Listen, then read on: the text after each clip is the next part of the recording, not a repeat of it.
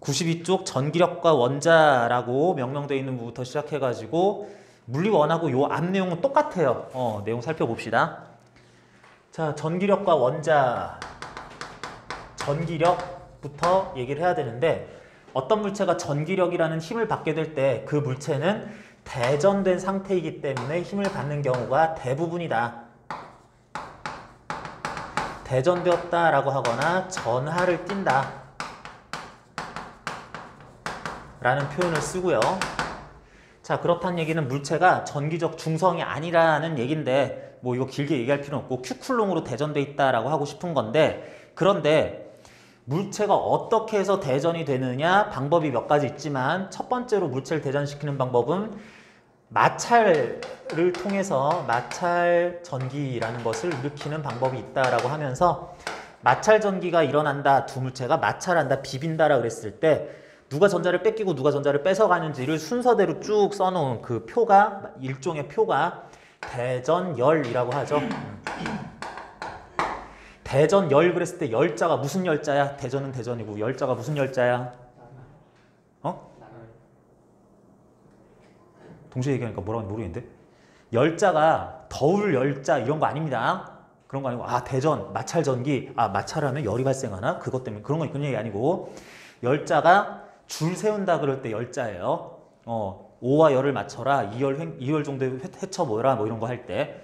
그래서 대전됐을 때 누가 플러스고 누가 마이너스가 되는지를 줄 세워놨다라는 뜻이 여기 이제 대전열이고, 대전열에서 제일 중요한 거 3개만 외우는 거, 아주 다 외울 필요는 없지만 3개만 외워보면은 뭐랑 비벼도 웬만하면 전자를 뺏기는 플러스로 대전되기 쉬운 녀석이 털가죽, 그리고 유리가 중간에 껴있고 누구랑 비벼도 전자를 항상 뺏어오는, 그래서 마이너스가 되는 게 보통의 상황인 것이 에보나이트라고 이렇게 그 물질에 대해서 이렇게 세우는 거 3개 정도만 외워도 괜찮습니다. 뭐 그냥 그렇다고 뭐 이런 거 예를 드는 거고. 자, 본격적으로 어떤 물체가 마찰을 일으켰든 해가지고 대전되었다라는 상황이 되었을 때 대전된 모양에 대해서 크게 2가지를 좀 얘기를 하고 싶어요. 하나는 나는 원래 도체인데요, 금속군데요, 금구슬인데요, 무슨 쇠구슬인데요, 나는 부도체인데요, 나무 막대예요, 유리 막대예요, 이런 것들이 대전이 됐을 때 그럴 때 어떻게 되느냐, 도체라고 하는 이런 물질이 있고 부도체라는 전기가 통하지 않는 물질이 있다 그랬을 때, 예를 들면은 이게 마이너스로 대전이 됐다고 칩시다. 마이너스로 대전됐다는 얘기는 전체적으로 플러스, 양전하보다 음전하, 전자가 더 많다는 얘기인데, 도체라는 것 자체가 우리 물리학 원에서 원자과 띠와 전도띠가 붙어있네, 뭐 어쩌하네, 뭐 그래서 띠틈이 없네, 뭐 이런 얘기를 하지만 어쨌든 해당 물질 내부에서 전자가 자유전자로서 마구 돌아다닐 수 있는 녀석들을 얘기하는 거기 때문에, 만약에 도체가 전자 초과 상태, 마이너스로 대전됐는데 그 전자가 여기에 뭉쳐 있어. 그런데 전자끼리는 서로 밀고 싶기 때문에 야 저리 가 하는데 진짜로 갈 수 있죠. 그래가지고 얘들이 흩어져요. 나머지 하나가 뭐 여기 있다 그러면 야 더 가라고 그래가지고 알았어 여기까지 흩어져요. 물론 뾰족한 데는 조금 더 모여있긴 합니다. 근데 이런 식으로 된다. 그래서 도체가 대전이 됐을 때는 금, 은, 구리, 뭐 비싼 거, 싼 거, 귀금속 다 필요 없고 모든 금속은 그 전하가, 알자 전하가 표면에만 존재한다라고 합니다.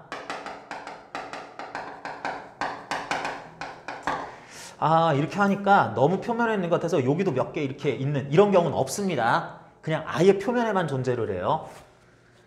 자, 그런데 부도체는 어때? 내가 막 어떻게 비벼가지고 나무 막대, 유리 막대 막 비벼서 털가죽, 뭐 나무 막대 이런 거 막 비벼가지고 전자가 예를 들어서 유리 막대를 털가죽 여기만 비벼가지고 전자가 여기에 이렇게 전자를 유리 막대가 뺏어왔어. 자, 그랬는데 전자끼리 서로 미는 건 마찬가지야. 그렇기는 한데 유리 막대라는 것은 전자들이 가고 싶다고 저기까지 갈 수 있는 애들이 아니죠. 그래서 어떻게 돼? 여기에 그냥 전자들이 이렇게 뭉쳐 있어요. 부분만 이런 식으로 대전이 됐을 수도 있다. 어쨌든 전체적으로도 음전하를 띄는 거지. 그리고 이번에 여기도 비볐어. 그럼 여기에만 이렇게 전자가 이렇게 있을 수도 있어요. 경우에 따라서는 에버나이트로 여기를 문질렀더니 여기는 전자를 조금 뺏겼어. 그렇다고 하더라도 전체적으로는 이거 전하량 구할 때는 더하기 빼기 해야 되겠지만 얘네들끼리 옮겨가서 상쇄되고 이러지는 않습니다. 그래서 부도체에는 표면 전하를 띠는 것은 아니고 그냥 문지른 데가 전자 묻어있다 떨어져 나갔다라는 식으로 된다. 자, 그러면은 이런 것도 한번 봅시다. 그러면은 이런 말이 맞나? 부도체는 표면에만 대전된 상태가 실제로 존재한다. 맞아요? 틀려요?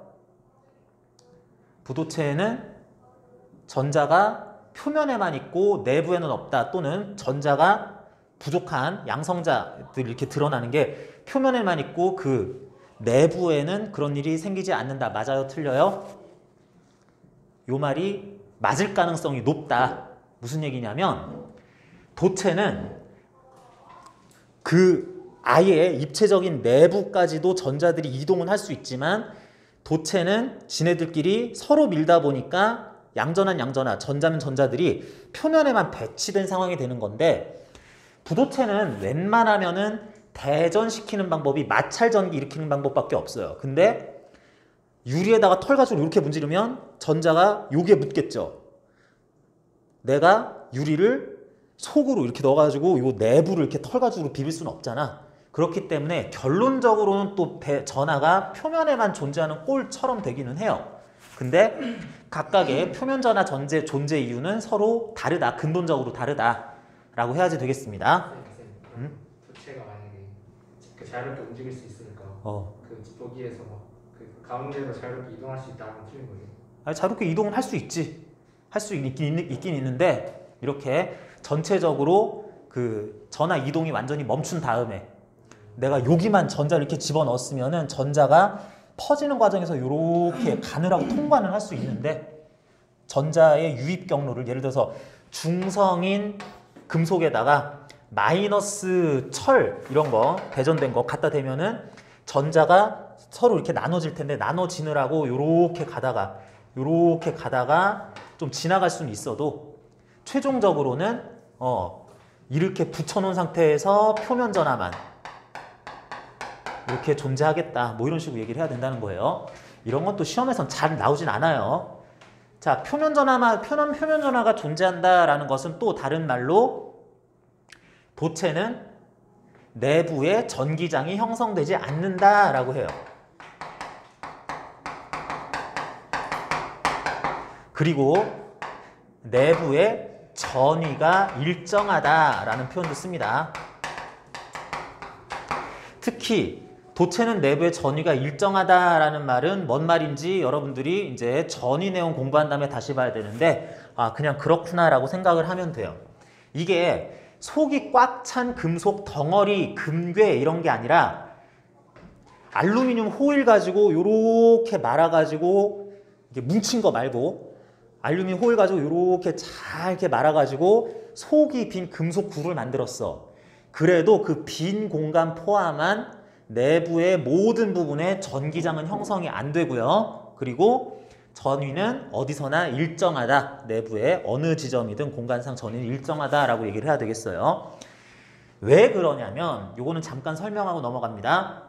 일단 표면 전하만 존재하겠다라는 거는 어느 정도 이해가 될 거예요. 전자가 예를 들어서 이렇게 있는데 여기쯤 있는 애가 있으면은 얘가 밀리다 보면은 한 여기쯤에 가 있지 않겠느냐. 이 상태보다도 얘가 여기를 비집고 들어가서 여기 있으면서 얘들 사이가 조금 더 간격이 넓어진 상태가 요 상태보다 이렇게 좀 이렇게 배치되어 이렇게 고르게 된 상태가 이때가 서로를 최대한 밀 수 있는 뭐 에너지로 얘기하면 포텐셜 에너지가 최소가 되는 그런 상태가 되기 때문에 항상 이렇게 표면 전하만 존재를 하는데 이런 식으로도 얘기할 수 있습니다.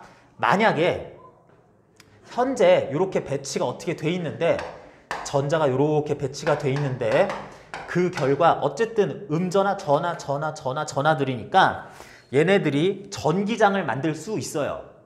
전기장을 만들었을 때 그 전기장이 이렇게 형성이 돼 있다면 예를 들어서 이렇게 형성된 어느 정도의 전기장이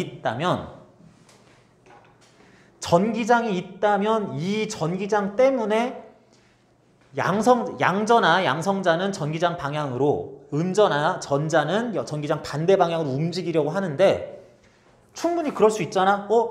뭐의 전기력선? 그래서 그거 영향 받아서 전자, 여기 있던 전자가 쪼르르 가가지고 여기 배치되면서 전자 잃어버린 양전하가 여기에 있게 될 수 있어요. 그러면 그것에 의해서 양전하가 전자에게 이렇게 가는 전기장, 이런 방향으로 새로 생길 전기장이 아까 전에 전자를 이쪽으로 옮겼던 전기장과 상쇄될 거다. 상쇄됐는데도 아직도 뭐 요런 거 아직 남아있다 그러면 여기서 또 이제 전자 요로 가가지고 플러스 이런 거 있으면서 플러스와 마이너스가 만들 전기장이 요렇게 되면서 그것도 상쇄할 거라서 전기장이 아직도 잔여로 남아있다라고 그러면은 전자가 또 움직일 거니까 완전 평형 상태, 전자 이동이 완전히 멈춘 상태에서는 표면 전하로서만 존재하면서 내부 전기장은 어디서나 요 껍데기만 약간 제외하면은 어디서나 전기장은 0 뉴턴 퍼 쿨롱으로 나오겠다. 이렇게 얘기를 해야지 되겠습니다. 그래서 요거 전기장 내부에 전기력선을 그릴 수가 없어요. 전기력선을 그냥 안 그리면 돼요. 자, 그런데 부도체의 경우에는 그렇지 않죠. 이런 식으로 어디가 플러스, 어디는 마이너스 이런 식으로 일부분만 대전돼 있을 수 있기 때문에 얘네들이 만드는 전기장이 뭐 이렇게 얼마든지 있을 수 있습니다. 얼마든지 있을 수 있어요. 그에 의해서 추가적으로 내부적으로 그 유전분국이 추가로 일어나는 거는 이제 별도로 얘기를 하고 이런 전기장이 남아있을 수 있다. 뭐 이렇게 생각해요. 자, 어쨌든 이게 도체와 부도체의 대전에 대한 얘기예요. 도체와 부도체 대전, 이것도 또 다른 개념하고 헷갈리면 안 되는데 어쨌든 그렇다라고 하고요. 그 다음으로 정전기 유도를 잠시 얘기해야 되겠습니다.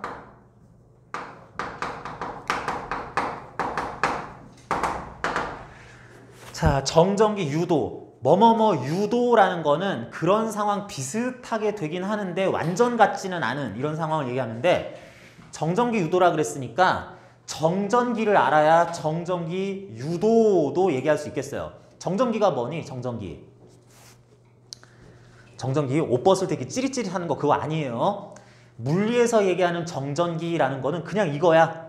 대전된 상태, 이걸 정전기라고 생각해도 됩니다. 물론 전류 현상하고 좀 대비되는 개념이기도 해요. 꼭 대전이 됐다 뿐만 아니더라도 알짜 전하량은 0 쿨롱인데 전자가 이동 중일 때, 전류가 흐르고 있을 때 이건 또 정전기가 형성됐다라고는 얘기는 하진 않아요. 그러는데 이런 식으로 얘가 대전됐다라고 플러스 마이너스, 그래서 전하 분포가 이렇게 돼 있다라는 것이 이제 결정이 끝난 상황, 이거를 정전기 현상이라고 얘기를 할 거예요. 정전기를 띠고 있다, 정전기를 띠고 있다라고 합니다. 일상생활에서 사용하는 용어랑 그냥 아예 달라요. 그러는데 그러니까 이걸 그냥 정전기다라고 생각해도 되는데 정전기 유도는 뭐냐? 정전기 유도는 뭔가 비슷한데 똑같지는 않은 상황, 이걸 정전기 유도라고 할 거예요. 자, 뭐냐면 정전기 유도도 또한 도체에 부도체에 정전기 유도가 있다. 도체 정전기 유도, 부도체 정전기 유도가 있다. 도체가 있을 거고요. 부도체가 있을 겁니다. 그러는데 이게 이거랑 달라. 뭐냐면 얘네들은 전하량이 0 쿨롱일 거예요. 둘 다 대전이 안 돼 있을 겁니다.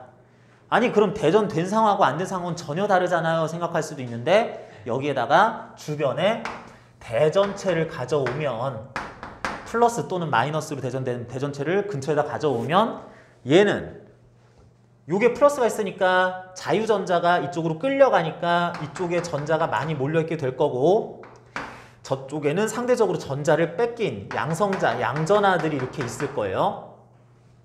그래도 얘들이 분리돼서 쏠려 놓은 것 뿐이기 때문에 전체적으로 0쿨롱인 건 마찬가지입니다. 그런데 이때 이거를 반만 보면 야, 요쪽 가리고 보니까 요쪽은 플러스 대전체처럼 보이네.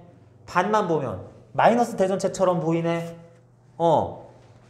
아니었구나. 아닌데 가리고 보면은 대전된 것처럼 보이는데, 그래서 뭔가 아니기는 한데 반씩 보면 대전된 것도 같고 이렇게 되다 보니까 얘는 멀고 얘는 가까우니까 얘는 됐고 둘이서 당겨지고 플러스랑 마이너스랑 당겨지는 알짜 전기력이 작용을 하네 하는 게 또 요거랑 또 비슷한 것 같기도 하고 그래서 이걸 정전기 유도라고 한다. 그랬을 때 정전기 유도가 일어나게 되면은 이와 같이 도체 내부에는 반 잘라봤을 때 이쪽이 플러스 이쪽이 마이너스 하는 식으로 극성이 플러스와 마이너스가 나뉜다. 극이 나뉜다 해서 분극이 이루어진다 라고 합니다.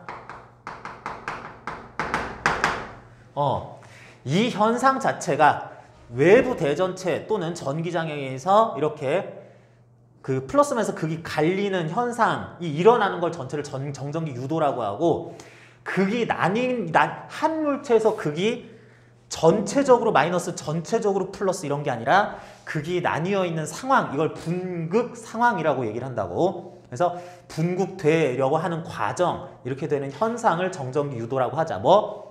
도체의 정전기 유도. 자, 그런데 부도체는 어떤지 봅시다. 뭐 알죠?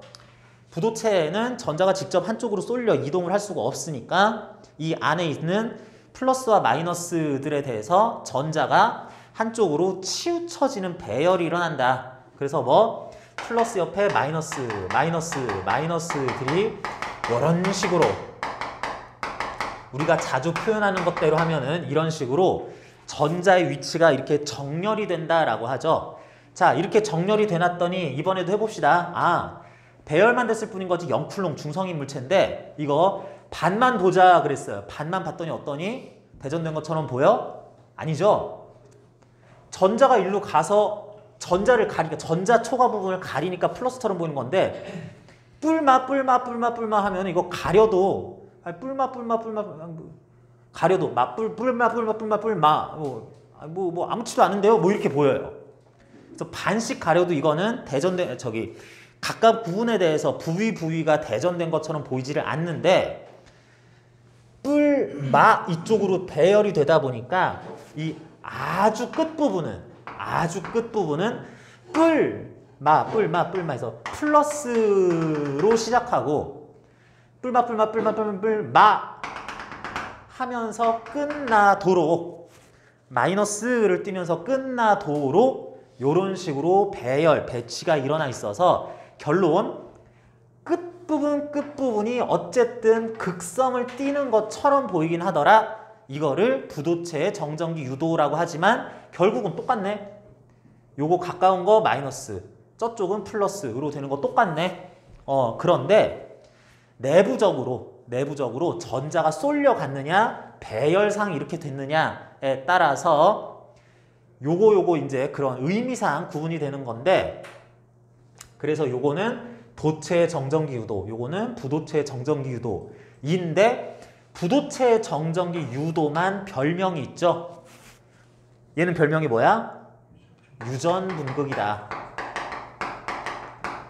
뭐 이거는 뭐 별명이 없습니다. 그냥 도체의 정전기 유도다. 뭐 이렇게만 얘기를 하고 분극됐구나 이렇게 하는데, 나도 분극됐구나.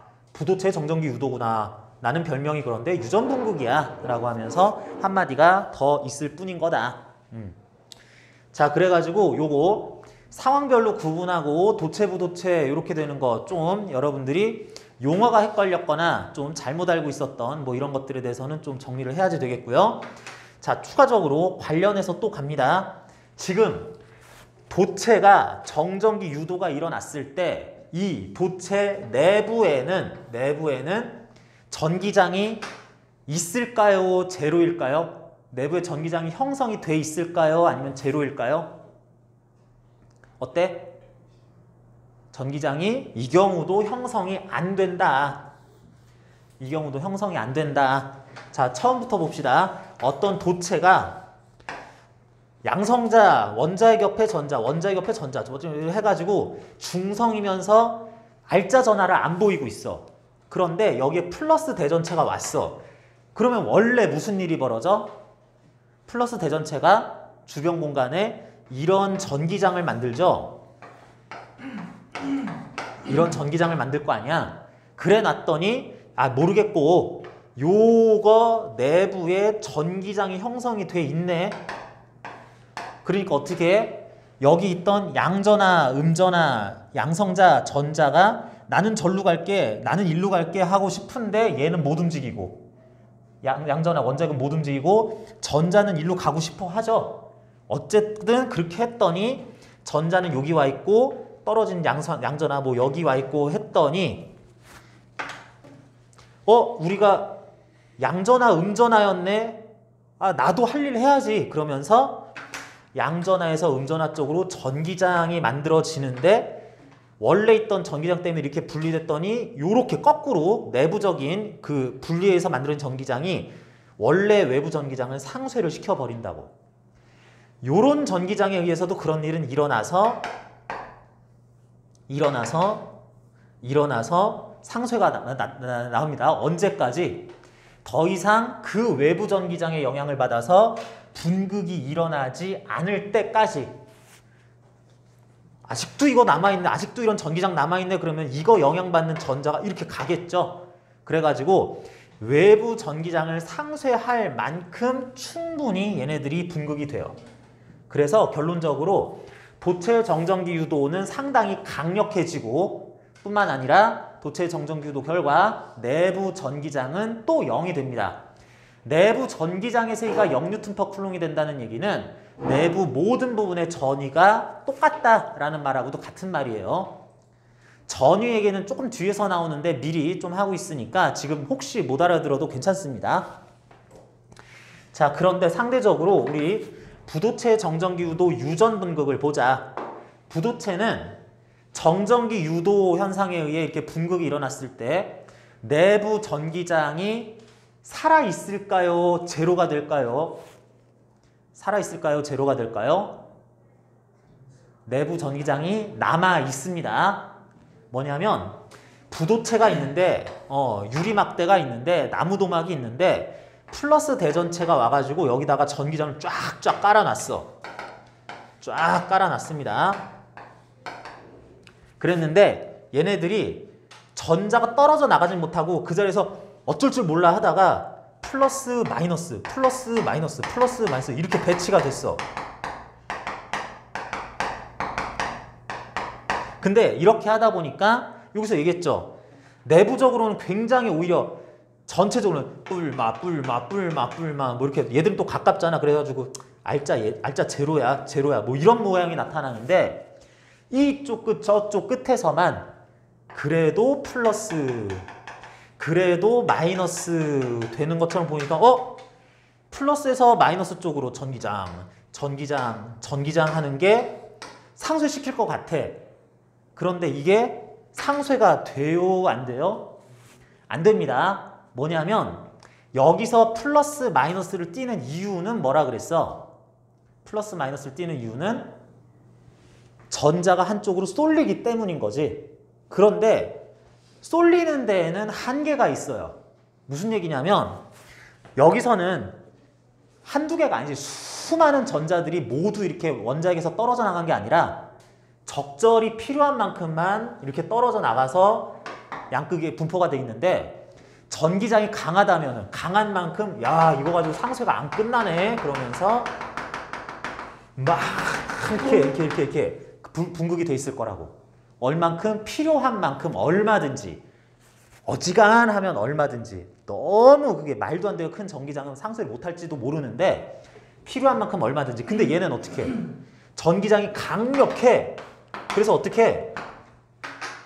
전자가 이쪽으로 배치가 됐는데 강력하니까 더 배치돼야지. 이런 것에 한계가 있죠. 그러다 보니까 이런 분극된 전기장, 분극에 의해 유전 분극에 의해 만들어진 전기장은 외부 전기장을 100% 상쇄하지 못하고 어느 정도 약화시키는 역할까지만 할 수 있습니다. 자, 이게 도대체 이 얘기를 지금 왜 하냐 싶을 수도 있는데 요걸 이용해서 우리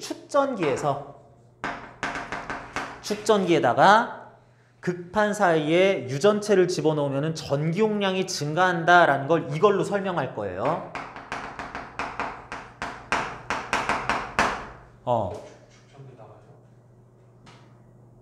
측정기 나와요. 뒤에. 시험 범위가 거기까지 가느냐 마느냐인데 아마 거기까지는 나갈 거야. 자, 그래가지고 측정기의 전기 용량 원래 있었던 평행판 측정기에 대전된 두 극판 뭐 이런 사이에다가 대전 안 됐어도 괜찮은데 부도체를 껴 넣으면 전기 용량이 증가하게 되는 현상이 왜 일어나는가에 대해서 이걸로 설명을 할 겁니다. 지금 상황상 뭐 수치가 막 계산이 복잡하고 그런 건 아니라서 좀 정성적 논리적으로 따라는 오고 있어요. 막 그렇게 어려운 건 아니지.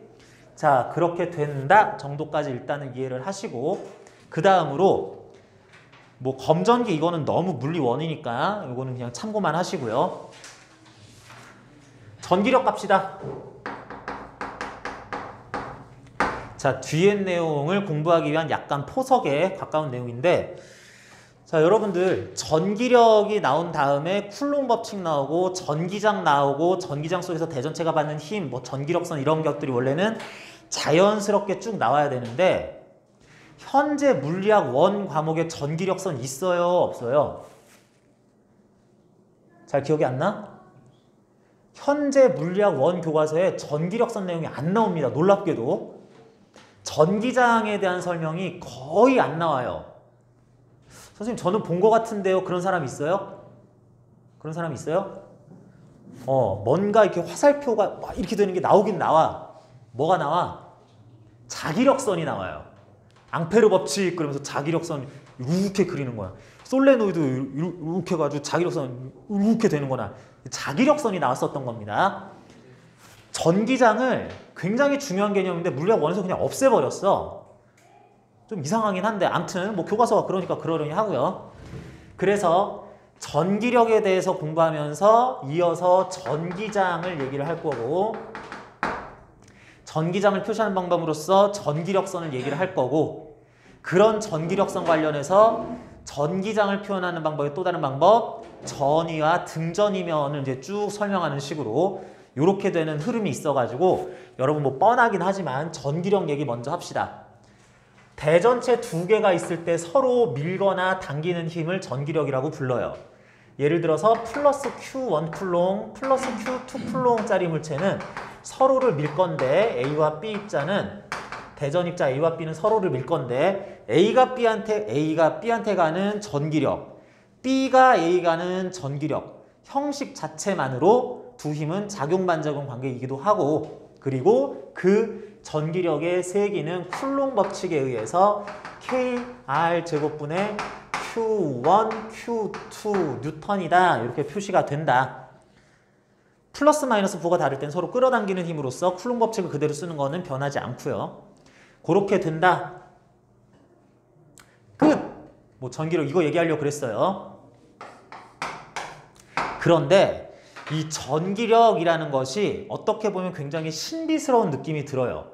무슨 얘기냐면 이 의식도 없고 소통도 안 하고 인터넷도 이렇게 막 해가지고 전화통화도 안 하는 플러스 대전체가 상당히 멀리 떨어져 있어도 저기 나랑 똑같은 종류의 전화가 있는데 야 너 저리 가 너도 저리 가 그러면서 서로 이렇게 밀든지 쟤는 마이너스였네 자 우리 가까이 가자 그러면서 적당한 크기로 적당한 방향으로 서로를 밀고 당긴다라는 것이 굉장히 신비스럽습니다. 그래서 이것을 해명하기 위해서 그런 전기력이 미칠 수 있을 이유가 뭐냐? 바로 대전체는 내 주변 공간을 전기적 성질을 바꿔놓는다. 전기장을 형성을 한다. 책에 따라서는 전기마당을 형성한다 라고도 표현도 하는데 이게 왜 그러냐면은 전기장이 영어로 electric field예요. 그래서 이거 갖다 전기마당 이렇게 순우리말로 이렇게 얘기도 합니다. 화학에서 원소기호 이거 누구냐? 아이오딘이에요? 요드로 알고 있는 사람도 있어요? 요드란 말은 잘 몰라요? 아이오딘이고요. 요드죠. 얘는 뭐예요? 게르마늄이야? 점원용이죠. 얘들아 왜 그래? 요즘 애들이 왜 이러냐? 오히려 나이 드신 분들이 할 말을 하네. 얘는 뭐예요? 이 새끼들 보게? 이 현 고등학생들이 이렇게 노인네 같이 이렇게. 이게 뭐야? 소디움이죠. 현역 고등학생들이 왜 이러냐? 학교에서는 그냥 치료를 이게 우리나라에서 대대적으로 이 용어를 교체를 했습니다. 이제 소디움에서 바뀐 거 아니었어요? 소중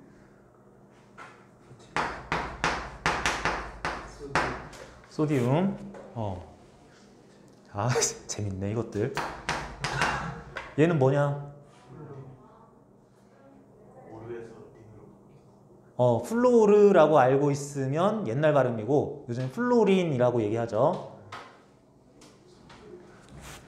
또 뭐 있더라? 또 뭐 있더라? 그래가지고 나도 정확하게 모르는데 이제 탄산수소 나트륨, 염화 나트륨 이제는 그렇게 안 부른다고 내가 알고 있는데 염화 소디움 이렇게 불러야죠. 아 이거 나트륨 함량이 제로야. 오 나트륨 많이 먹으면 안 되는데 대신 소디움 몇 프로 몇 그램 이렇게 있어.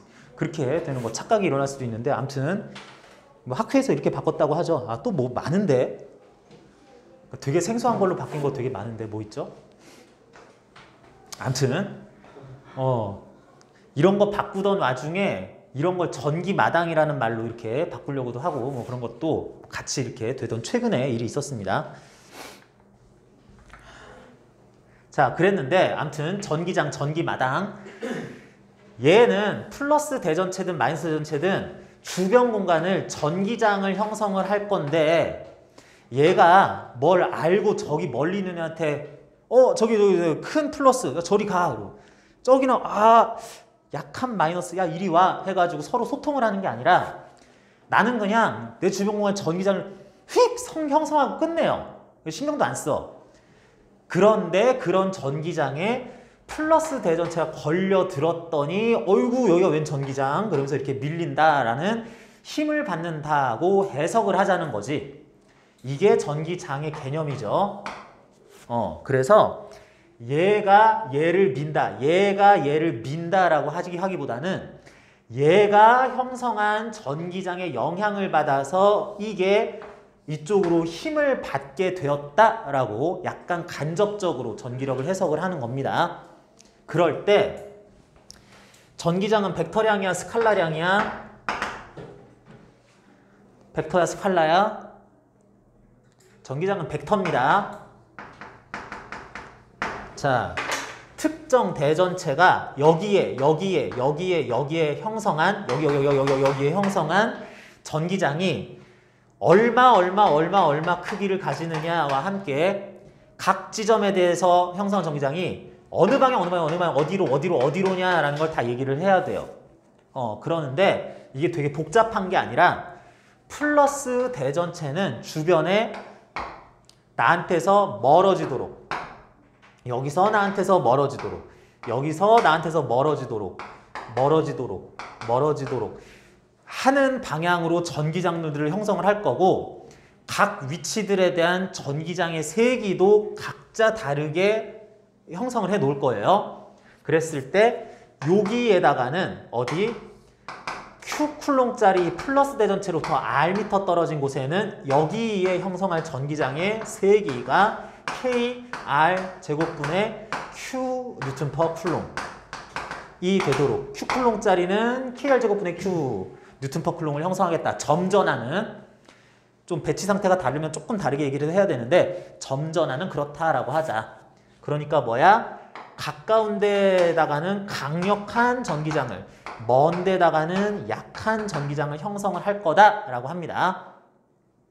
그렇게 형성한 전기장에 대해서 이제 여기에 플러스 대전체 Q 프라임 쿨롱짜리가 오게 되면 그러면 얘는 Q 쿨롱한테 밀리는 게 아니라 여기 사이의 거리가 예를 들어서 D 미터다라고 하면은 얘가 여기 이 위치에다 형성했을 전기장 요 방향으로 K D 제곱분의 Q 뉴턴 퍼 쿨롱 곱하기 나의 전하량 Q 프라임 그 위치 전기장에 거기 위치하게 된 입자의 전하량을 곱한 힘을 내가 받겠다라고 하다 보니까 결론은 똑같은 모양이 된다. 쿨롱 법칙이 그대로 나타난다라는 거죠. 자, 점전하가 R미터만큼 떨어진 곳에 형성한 전기장은 KR 제곱분의 Q 뉴턴 퍼 쿨롱이다 라고 해석을 한다는 겁니다.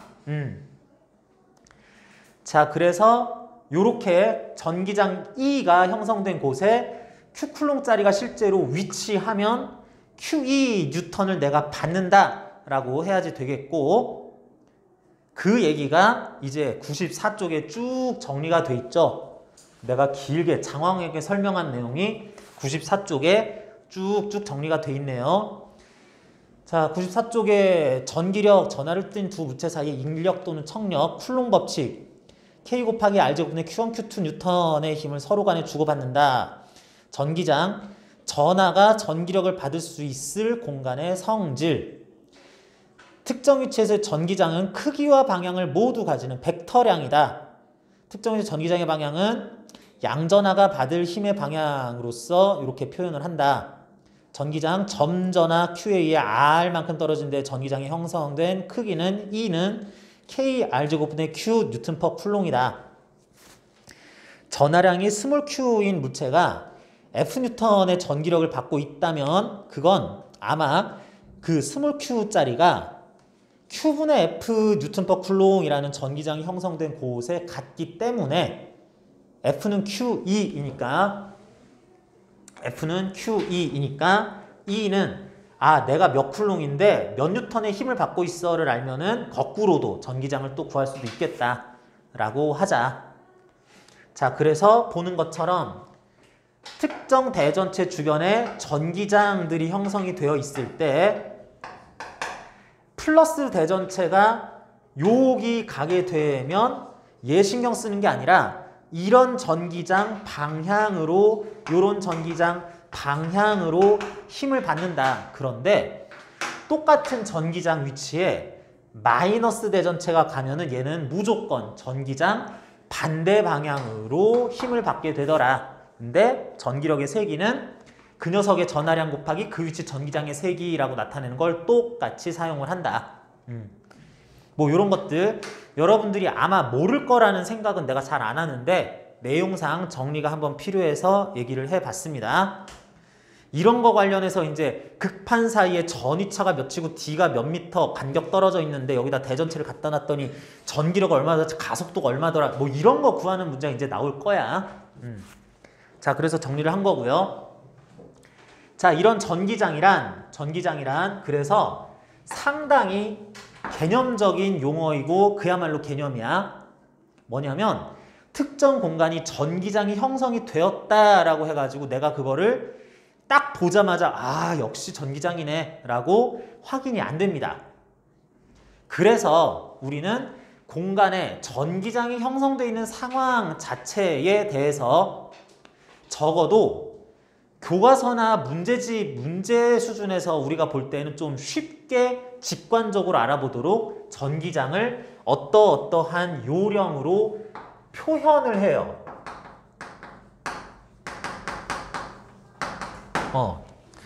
여기가 전기장이고 전기장이 대략 이런 식으로 생겼어 라는 걸 표현하는 방법이 있다.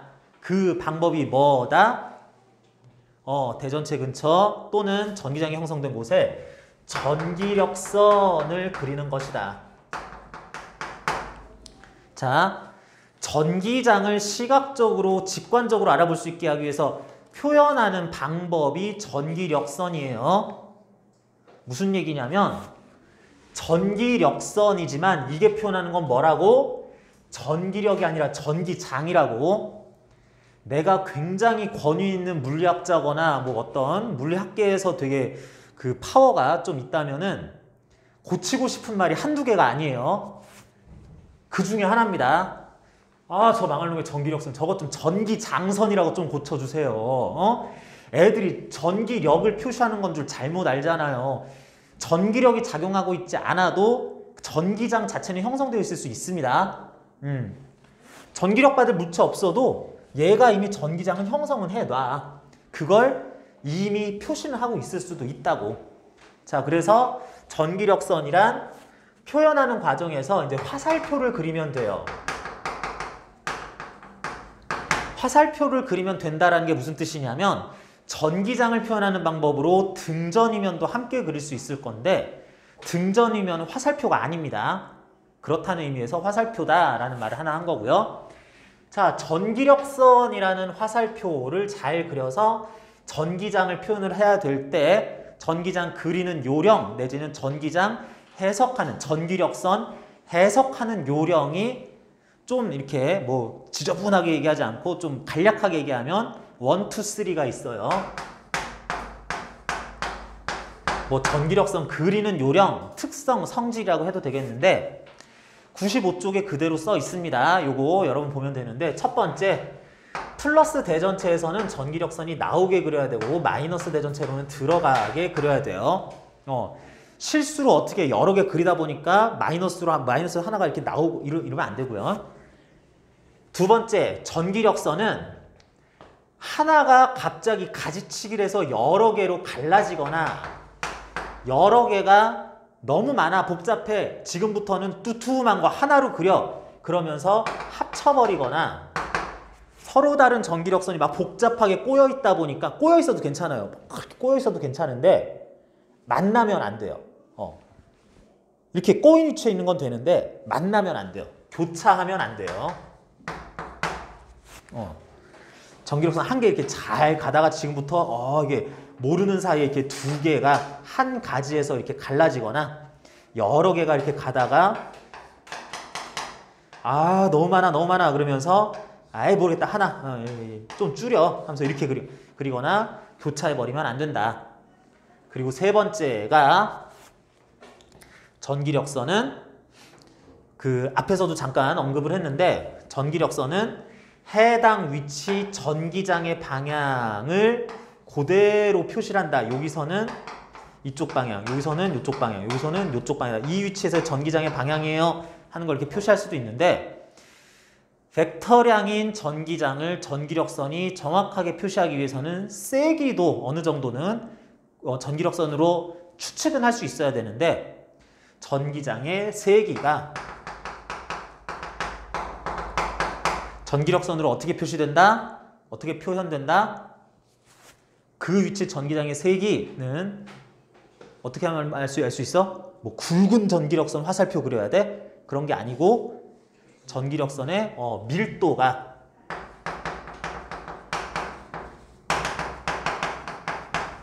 밀도가 해당 위치 전기장의 세기에 비례하도록 밀도가 크다라는 거는 간격이 좁다라는 거죠. 빡빡하게 그려놓은 데에는 여긴 전기장이 세네. 듬성듬성 안 된 전기장이 약하네 라고 이렇게 보면 되겠다는 뜻이다. 뭐 그런 게 전기력선의 특징인데 이 전기력선의 특징을 거의 그대로 갖다 쓰는 되게 비슷한 애가 있죠. 누구? 자기력선이죠. 자기력선에 대해서는 N극에서 나오고 S극으로 들어간다라는 것만 바뀌는 거지 나머지 성질은 똑같습니다. 그러면서 자기장의 세기로 자기력선 밀도와 비례하도록 이렇게 딱 맞춰서 그려줘야 된다. 뭐 이런 식으로 얘기한다는 것만 용어만 약간 다르겠어요. 자, 그래서 95쪽까지 뭐 쉬엄쉬엄 들었으면 돼요. 뭐 그렇게 어려운 내용 아니고 여러분 거의 이미 알고 있었을 내용들에 대해서 그 뒷부분에 물리2에 나올 내용들에 어느 정도 여러분들이 그 이해하기 위한 개념들 쭉 다 정리, 검토를 해봤다라고 생각하면 되겠습니다. 그래서 96쪽부터 해가지고 141번, 2번 전기력선도 표시되어 있고요. 정전기 유도라든지 뭐 이렇게 금속구가 붙어 있는데 뭘 갖다 댔더니 얘들이 전자가 움직여가지고 이렇게 해서 다시 뗐다 뭐 이런 것들 여러 가지 상황에서 그림도 그려져 있고 뭐 개념 문제도 있고 뭐 계산 문제도 약간은 있고 뭐 그런 것들 연습 문제 쭉 나옵니다. 아마 물리원에서도 비슷한 문제 풀어본 친구도 있을 것 같고 또는 여러분들 지금은 이제 본격적으로 진짜로 교과서 물리2에서 나오니까 이런 것들 좀 풀어봐야지 되겠습니다. 자, 그래서 여기까지 해서 기본 개념 어느 정도 설명을 했다 치고 여기에서 전위 개념으로 전기장을 표시하거나 표현하는 방법으로 전위를 계산을 하고 등전이면을 그리는 그런 방법이 있는데 교재에서 106쪽부터 이렇게 나오게 될 건데요. 실제로 관련 내용으로서 굉장히 짧게 써놨어요. 전위 해가지고는. 그랬는데 요거 어떻게 읽어야 되나 하는 것들 같이 알아보겠고 전류 저항에 대해서는 지금 뭐 상세하게 설명은 안 할 거고 전위에 대해서 얘기한 다음에는 뭐 트랜지스터 넘어가고 120쪽에 축전기로 넘어가서 볼 거예요. 개념이 이렇게 연결돼야지 뭔가 통일성이 있습니다. 그렇기 때문에 잠시 쉬었다가 전위, 축전기 어떻게 분석하고 회로까지 어떻게 넘어가는지 쭉 정리할 거예요. 자, 쉬었다 봅시다.